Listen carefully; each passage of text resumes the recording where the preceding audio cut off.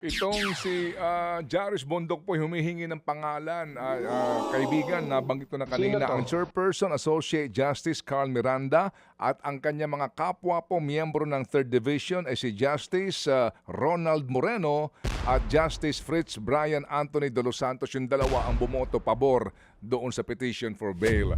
Jarius, nasa linya na ngayon si Attorney Francis Juan, ang Chairperson po ng ERC. Good morning po, Chairman. Good morning, Manong Ted, at DJ Chacha, and Opo. sa lahat na nakikinig. Salamat sa panahon. Ito po'y napaka-importante. Sana nga po maintindihan ng ating kababayan po no, ang napaka-komplikadong isyong ito. Para po natin maipaliwanag. Una po sa ating katanungan, naglabas po ng advisory ang ERC requiring all distribution utilities to submit system loss data for the period of 2021 to 2025. Bakit po, sir?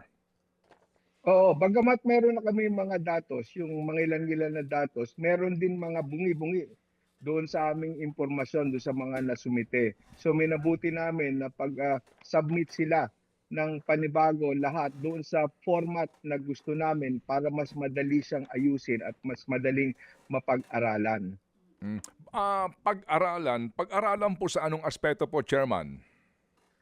Una, kinakailangan kasi makita natin yung pagkakahimay ng technical at non-technical system losses para kung aataduhin natin itong problema ng system loss, kung saan natin uunahin, kung saan natin maaaring pwedeng maibaba ang umiiral na cap o kaya ay matanggal ito habang naghihintay of course doon sa pag-amyenda ng IPIRA kung talagang ito ay matatanggal na ng lubusan. Okay, nabanggit niyo po yung cap, ano po na sinasabi ho ninyo, hangganan cap, no?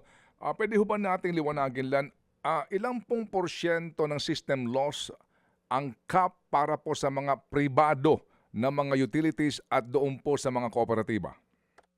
Para sa mga pribadong utilities, ang feeder o ito yung nasa distribution na level na voltahe, ang feeder system loss cap ay 5.5%. Para sa mga electric cooperatives naman, ginrupo natin sila ng tatlo. At ang bawat isang grupo, iba-iba ang cap na umiiral. Mula doon sa cluster na 8.25% ang cap, sumunod dito ay 10.25%, at ang pinakamataas na cluster ng cap nila ay 12%. Bakit po iba-iba ang cap po, Chairman? Iba-iba din kasi yung nature ng kanilang franchise area at yung mga sinisilbihan nilang mga customers. Kaya doon sa ginawang pag-aaral ng komisyon noon, nakita niya na talagang mayroong talagang likas na mas matataas ang system loss na na-experience, kaya mas mataas ang cap para sa kanila. Pero over time, kinakailangan nito kasi na rebisahin din, baguhin, at kung maaari pa siyang maibaba. Opo, bago po natin talagang pagtuunan po ng diskusyon yung system loss na yan, yun ho bang mga cap na ito ay nangangahulugan na hanggang doon lang dapat umabot ang system loss mo, otherwise ano mangyayari?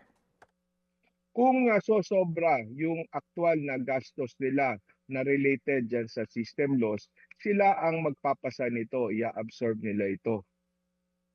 Ngayon po, yaang system loss na yan, dalawang klase po kanin yan. Isang technical at saka non-technical, di po ba?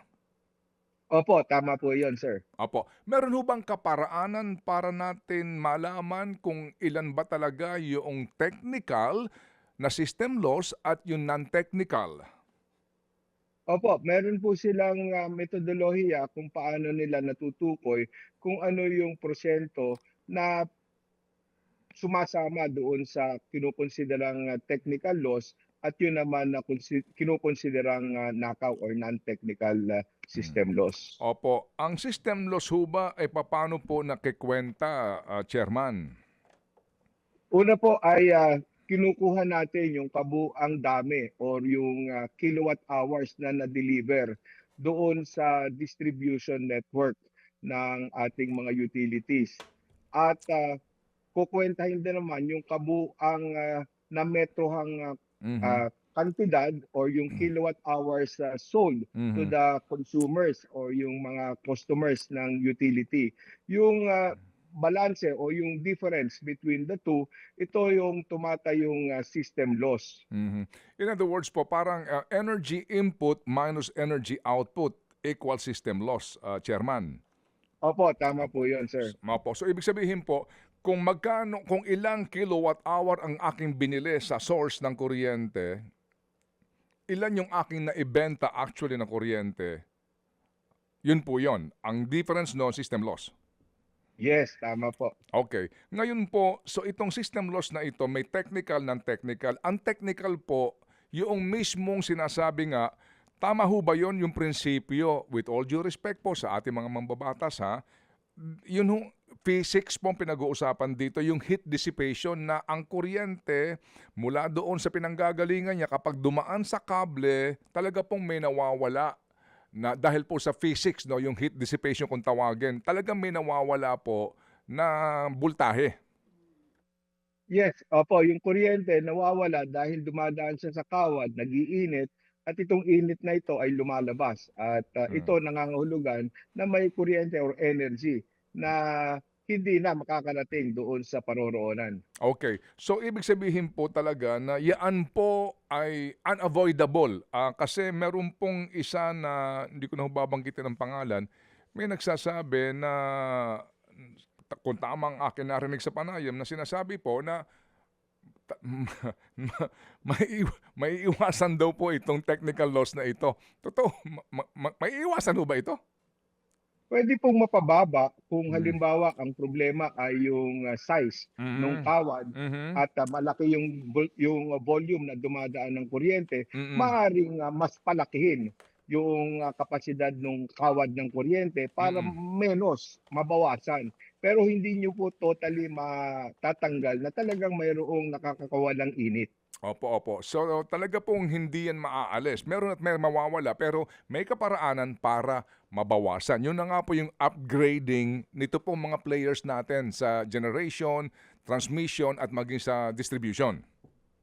Opo, lalo na po sa distribution, pero kung mag-a-upgrade sila, kakailanganin din silang mag-invest doon sa mga bagong linya o Mm. pasilidad Mhm. at mangangahulugan nito na kalaunan hihingi din sila ng adjustment o pagtataas ng singil nila para mabawi ito namang kanilang pinuhunan sa mga makabagong linya at pasilidad. Kaya nga po sinasabi na meron pong mga investor dito po sa industriya po ng distribution kasi nga kinakailangan po na merong pamumuhunan sa ganito pong uri ng mga upgrade para ho, sabi nga ninyo, mabawasan po yung isang problema na technical system loss. Opo, tama po 'yan. At yung ang papel ng ERC pagdating diyan ay i-evaluate niya yung mga proposed capex nang Mhm. sa gano'n ay mabalanse naman. Kasi kung sobra-sobra na nakakailanganin mong mag-capex tapos maliit na lamang Mhm. yung benepisyo sa customers in terms of system loss cost reduction, baka mas mainam pa na tanggapin na lang na meron talagang maliit na porsiyento ng kuryente na napapasama doon sa system loss. Opo. So ito pong non-technical tunakawan na ito, sa panahong ito ngayon, meron na pong mga kaparaanan para matukoy noong pong distributor no ng kuryente, yung retailer nito no, ito hong kagaya po ng mga cooperative, Meralco o Davao Light ano po. Meron kaparaanan ngayon para matukoy yung mga lugar kung saan nangyayari yung nakawan ng kuryente. Opo, tama po 'yan at meron din naman mga ginagawa na yung ating mga distribution utilities, Mhm. para puksain 'yan tulad nung pagkakaroon ng mga elevated meters and yung regular na pagroronda nila dun sa lugar na malimit ay nagkakaroon ng nakawan ng kuryente. Opo, meron po kasi ngayon ding tinatawag po no, na smart grids cross-reference, meaning meron pong particular na monitoring sa isang particular pong area na sa ganun po doon malalaman kung ilang kuryente ang pinakawalan doon at ilan po ang kumbaga ang nakonsumo para ho malaman din na sandali lang. In this particular area, mukhang may nagnanakaw ng kuryente. Kaya specific po na maaaring puntahan ng mga nagbabantay po sa nakawan ng kuryente yung lugar para ma-check na po mismo doon kung meron bang mga illegal connection. Opo, tama po 'yan. Yung mga teknolohiya ngayon maaari ng magamit Mm. upang mapababa yung insidente ng nakawan. At Mm. mangangahulugan naman ito na yung ating mga distribution utilities ay kinakailangan mag-roll out ng kanilang smart meter program, yung kanyang Mm. advanced metering infrastructure na Mm. proposal Mhm. para nang sa ganon ay maisakatuparan ito. Opo. Again, mangangahulugan 'to ng gastos sa CAPEX naman nila. Opo, yung pong capital expenditure kinakailangan ng gastos noong pong utility, 'no? So sir, sa ngayon po, bakit nga hindi nagagawa ng mga kooperatiba yung nagagawa ng mga private distribution utilities? Ang iba rin po kasi ang paraan ng pagtatakda ng singil ng mga electric cooperatives, ang kanilang singil talagang purely cost recovery, yung makabawi lang pambayad utang o kaya ay pambayad sa payroll and other operating expenses. At kung meron silang kakailanganing isagawang CAPEX, meron lang component doon ng members contribution para sa kanilang reinvestment fund. Kaya ang talagang limitado ang pinagkukunan ng ating mga electric cooperatives ng pondo. Ngayon po sir, meron po mga lugar na dati-rati po ay pinangangasiwaan ng electric cooperative na ngayon po sinasa pribado na ho talaga. As in, ito ho ngayon sa Negros, right? Ito pong ilan po ngayon na meron na pong na mga private utility distributors. Opo, marami na po din na mga ganyang kaso na noong nag-expire yung franchise ay naibigay ang franchise sa ibang kumpanya o kaya naman yung mga existing na mga electric cooperatives ay pumapasok sa mga ah, arrangements with private companies nang sa ganon ay mapangasiwaan yung kanilang distribution business ng maayos. Opo. So sa ngayon nga po na ito ho ang kinakaharap na problema ng mga kooperatiba. Sa amin naging panayam sa kanila, sabi nila kapag nga nagkwentada sila sa system loss, no? Pati po doon sa kanilang obligasyon daw na pailawan ang mga malalayong komunidad, no? Bahagi yan ng kanilang pong programa, etc. Sinasabi na ho nila ngayon, ang kanin nyo ho ay maaring doomsday scenario, no? Na we will not survive. Ito ho sa mga cooperatives pa lang po.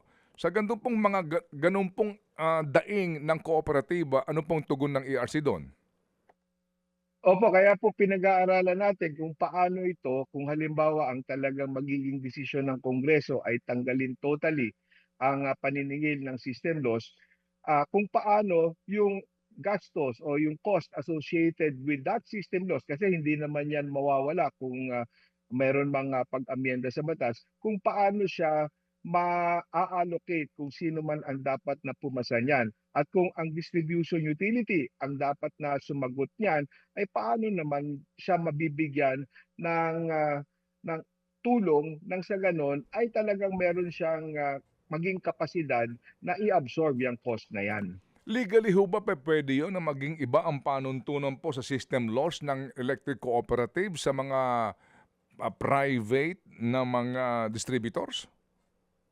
Nagsimula po yan doon sa RA 7832, yung pagpayag ng pagkakaroon ng system loss caps na iba Mhm. ang Mhm. para sa private distribution utilities at iba ang para sa electric cooperatives.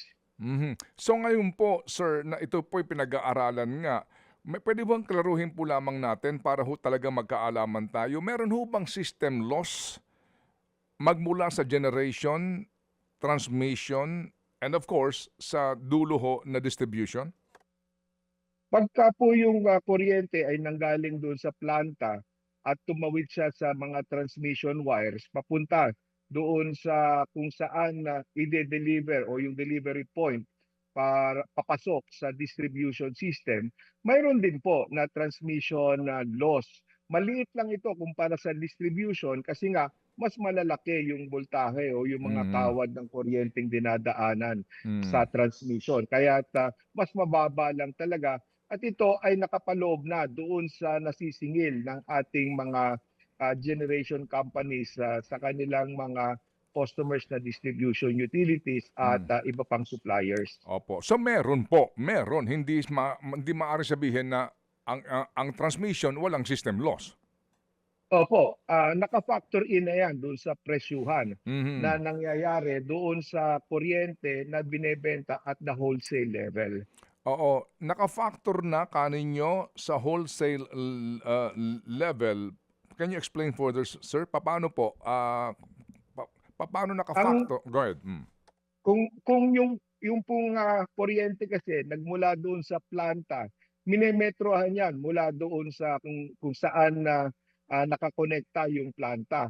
At kung ang usapan nung, generation company na 'yan at yung, distribution utility, ang ime-measure na quantity ay kung saan na umabot sa distribution utility na delivery point.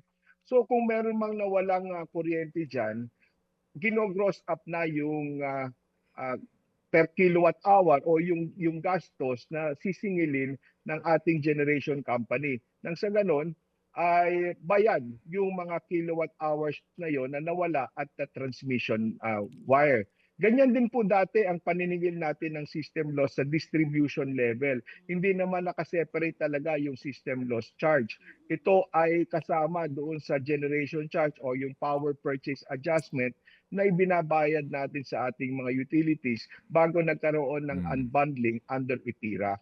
So dati-rati po kasama na ito. Kumbaga ngayon po naging mas transparent. Opo, tama po. Okay. Kaya ngayon po naihiwalay na nga ito. Pero sa totoo lang, kasama na dapat ito nga sa presyuhan mismo nung kuryente Ang na kuryente. binibili nung distributor. Opo, tama po. Sa ibang bansa po yata ganun po ang umiiral. Yes, ganun po. Kaya wala silang masyadong diskusyon dahil Mm. hindi separate itong system loss charge. Oo. Kasi nga po, yung nga po talaga ang katanungan, ano po, Chairman, kung mamarapatin po ninyo, kung yun po talaga ang sinasabi na nangyayari maging sa iba pong mga jurisdiksyon at yun na po talaga po ang naging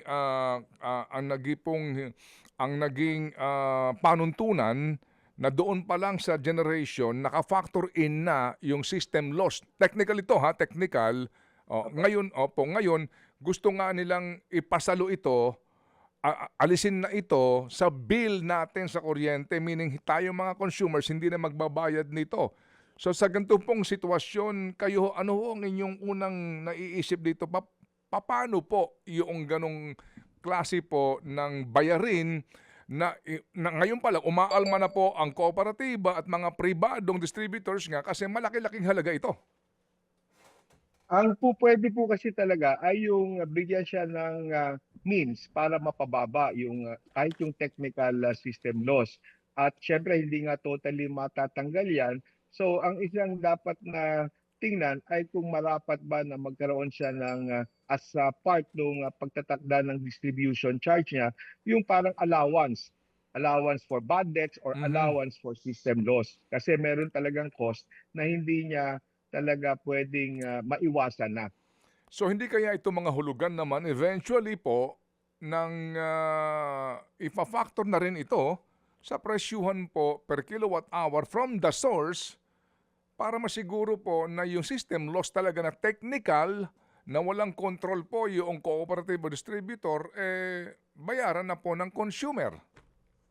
Opo, tama po 'yan, mapa-factor in na talaga diyan. At at yan po talaga ang kahahantungan nito, bagamat yung improvement lang ho siguro nga is to minimize the technical loss. Opo, kasi yung kung ang ating, panawagan talaga ay hindi mapasalo sa mga consumers natin yung mga inefficiencies ng ating mga distribution utilities. So kinakailangan talaga na maayos yung, magiging, recovery pagdating sa mga cost patungkol sa system loss nang sa ganon ay wala talagang maipapasa sa mga consumers na bunsod sa inefficiencies ng ating mga utilities. Okay, and meron na hong klarong formula diyan, talagang maaari niyo na po itong mai-separate separate po, doon sa system loss, meron na po talagang kaparaanan diyan, Chairman? Mayroon po kami mga datos na tinitingnan at like in the case of Meralco Mhm, pagdating sa mhm. non-technical at saka technical ang nakikita natin ay mga nasa 1 to 1.5%. ang non-technical. So ita-translate lang namin kung magkano ito sumatotal at kung ano ang magiging impact kung ito ay maibababa pa o kaya Mm. ay maisi-zero na yung non-technical system loss na recovery nang sa ganon makapag-focus na lang ang ating usapin sa system loss pagdating sa talagang hindi maiwasan yung technical Hmm. system loss. Okay, sige. So, thank you po, Chairman, sa pagkaklaro po dito sa napakakomplikadong bagay na ito. Puntahan ko lang itong mga bill natin para ho tayo lalong matuto sa ating pinag-uusapan ngayon.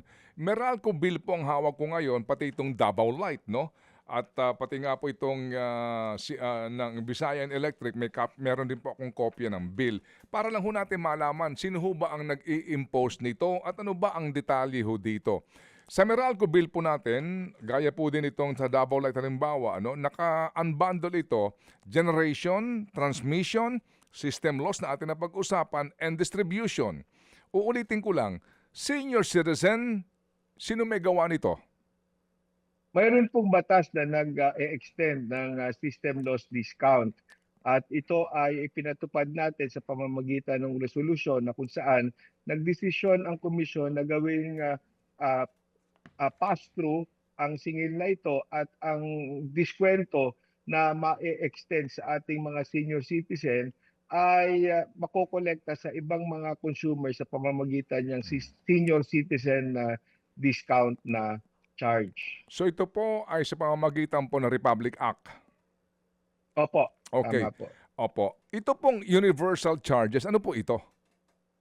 Ito po ay yung singil na ini-impose sa ating mga consumers at napapapunta sa iba't ibang mga proyekto or purposes itong system loss, itong universal charge. Ang meron po tayong umiiral ay yung missionary electrification at stranded debt at saka yung pagdating sa environment. Ito ay nakapaloob din sa EPIRA. Ito pong stranded cost na ito po yung utang pa noon ng National Power Corporation. Opo, tama po. Meron po kasing doon sa universal charge na yan, merong naging desisyon na ang commission para sa pagre-recover ng napokor na yan na utang. Kaya lang, subsequent to the decision of the ERC, nagkaroon naman ng Murang Kuryente Act. Kaya yung mga future na ipafile pa ni Napocor na pangbawi dyan sa stranded debts na yan ay hindi na niya ipinile dahil ang pinagkukunan na lamang ay yung appropriation gawa ng Murang Kuryente Act. Opo, nangangahulugan po na bahagi po ng universal charges na ito ay gawa ng Kongreso. Opo, tama po yan. Mga pulisiya kasi yan na nais sa Mm. batas. Yes, sir. So, ibig sabihin po, Kongreso may gawa na bayaran ng mga consumers ang maging utang ng Napocor noon.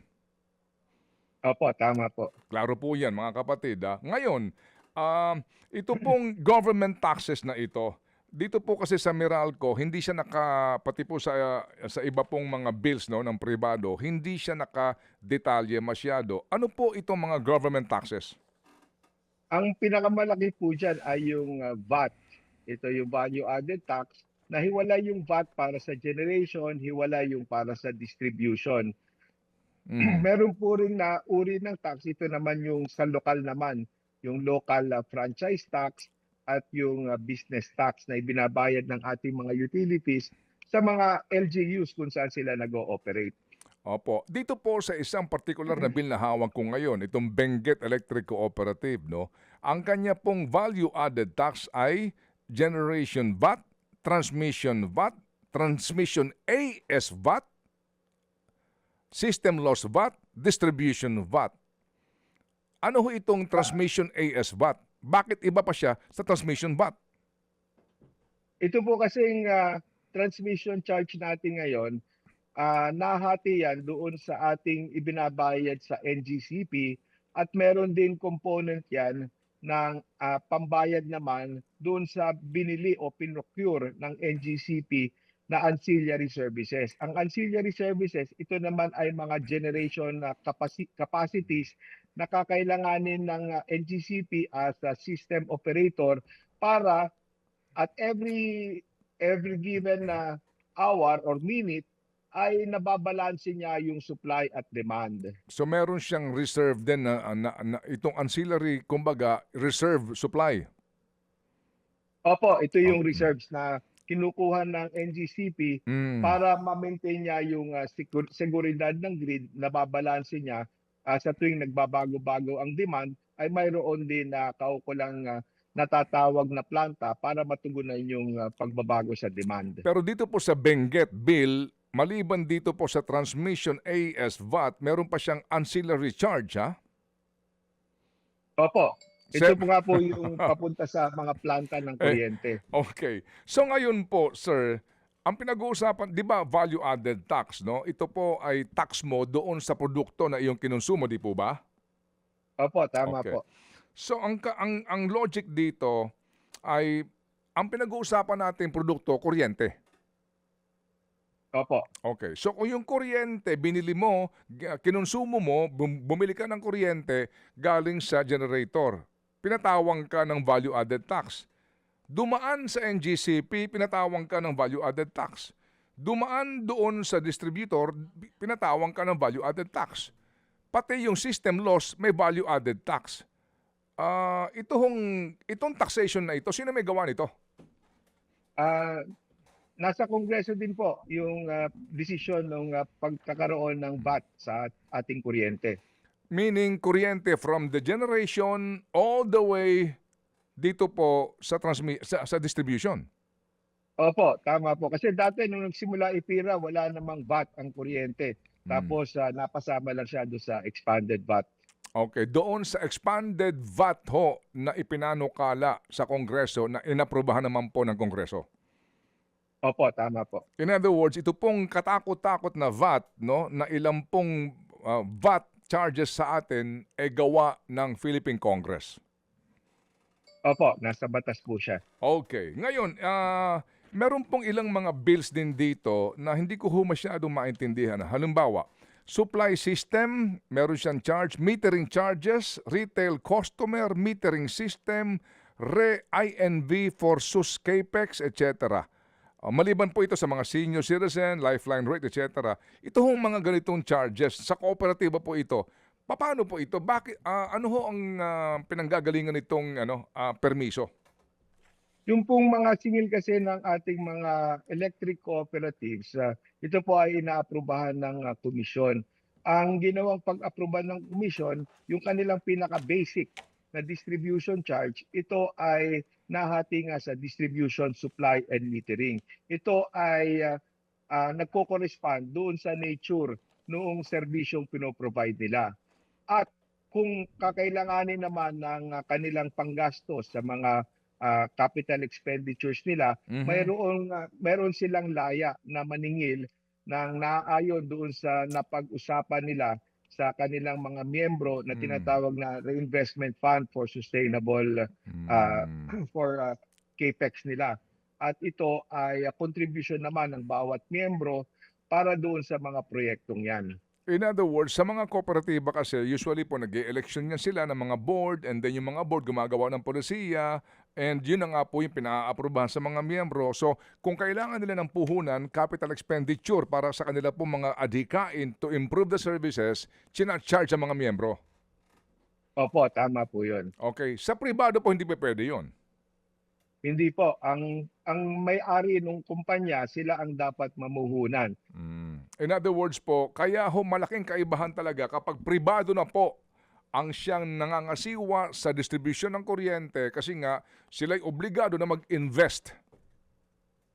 Opo, tama po yun. Opo, pero yun nga din po, eventually po, sa kanilang pag-recover ho ng kanilang investment, dadaan muna sa inyo ng pahintulot po para po sa kaukulang pong pagdagdag sa kanila pong bayarin.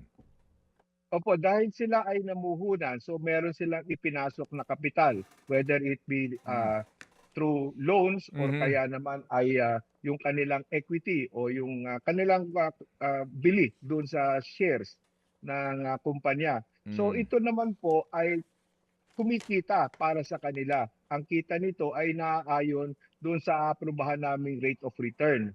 Oo, okay. Sige po. So, sir, again, ano ho, ito'y napakakomplikado. Mainam nga po kahit papaano siguro ang iba po ay nakakasabay sa ating pinag-uusapan para mas maintindihan itong ating electric bill po ano at kung saan ang gagaling ang mga charges po, ang karamihan sa mga charges sa ating pong electric bill. Sir, sa ngayon po kasi nga may mga usapin na minamadali, yung pag-aaproba, kesyo ang target nila gantong buwan po maaprobahan na po ito, magkaroon na po ng TWG, etc. Ano po ang inyo pong kaisipan dito sa usapin po ng pag-aamyenda sa EPIRA at partikular nga po itong usapin po ng system loss kung sino na po ang aako? Of course, kung mamadaliin ito, syempre, we look forward naman ng maayos na implementasyon ng kung anong pag-amyenda. So, pupwede naman na amyendahan at magkaroon ng timelines, yung eventual na pagtatanggal o kung ano yung mga hakbang na gagawin para doon sa lubusang pagtatanggal ng system loss charge. So, maaaring yung pag-amyenda mangyari right away o in a matter of few months, pero yung actual na implementation may depend on what will be the outcome ng mga consultations in Congress. Mhm. Di ba ho dapat baligtad? Dapat muna mauna yung consultation kasi mahirap na yung para bagang legislate now, consult later. Ganun po lalabas. Opo, doon sa pag-aamyenda, Mhm. talagang dapat mayroong konsultasyon Mhm. para yung final version ng magiging amendment o yung decision regarding system laws Mhm.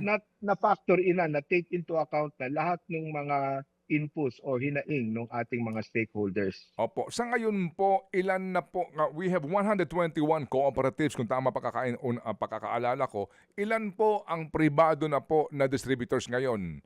Well, of course, Mga no. da- Opo, go ahead, sir.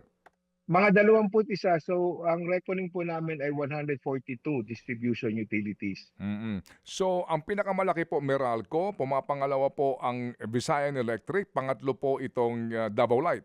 Davao Light. Opo. Okay, ngayon ito nga po yung mga pribado na. Meron ho bang effect? Kasi di ho ba bago ka, well, kailangan po ng prangkisa niyan, ano ho, to operate po a distribution system. Ngayon, dito po sa pangyayaring ito, makaapekto ho ba ito sa kaisipan po ng mga mamumuhunan? Ito hong ngayon babaguhin na po na polisiya? Maaaring magkaroon po ng epekto dahil una ito ay pagbabago doon sa umiiral na sistema o legal framework.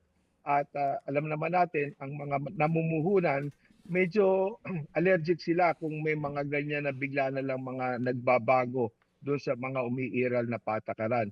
And they of course factor that in doon sa kanilang pagdedesisyon if they will invest or if they will continue to invest. Kayo ho ba ay natanong man lamang po ng tanggapan ng Presidente dito po sa kanya naging anunsyo po sa SONA tungkol sa system loss na ito? Well, kahit papaano po, a little asking ba, consultation kung gaano ito kasimple o kakomplikado? Ay, hindi po, hindi po. Okay. Ano lang ho naman po yan, hindi ho naman necessarily kailangan pong gawin yan, ano? Pero sabi nga din po ng iba, dapat doon talaga din, pag-isipan, pag-aralan mo ng mabuti po, kasi mahirap yung announce now, complicate matters later. Hindi so, sorry po. Announce now at plan later. Salamat po na marami, Chairman, at kami po ay muli gagambala po sa inyo para po natin maipaliwanag po ng mabuti itong napakahalagang isyong ito. Salamat po, sir. Mga kapatid, patuloy po kayong tumutok sa 105.9 True FM para sa totoong balita, impormasyon, music and entertainment. Mag-subscribe sa aming YouTube channel at podcast at sundan nyo kami sa Facebook, Instagram, X at TikTok sa True Network PH. Bisitahin din po ang aming official website, truefm.ph. At panoorin din kami sa True TV Signal, Channel 19. Kami po ang 105.9 True FM. Laging true sa'yo, kapatid.